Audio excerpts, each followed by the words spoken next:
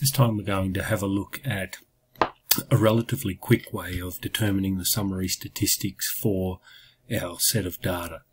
Now again, this is bivariate data here, so it's not useful for univariate data, but for bivariate data we can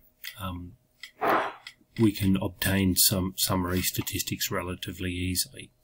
So we go to data, data analysis, and we want descriptive statistics. Okay, so press OK. Now you can see that I've set it up here to read this data,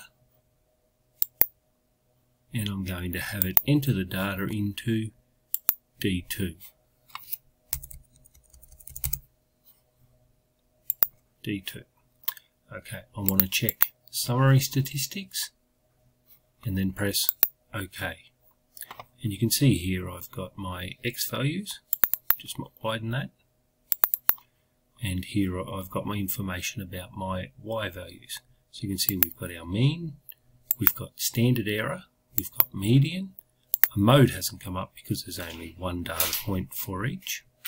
We've got our standard deviation, and then down here our minimum, maximum, which can then lead to our range, and down here we've got the count. Anything else you probably won't use in high school. Okay, that's the end.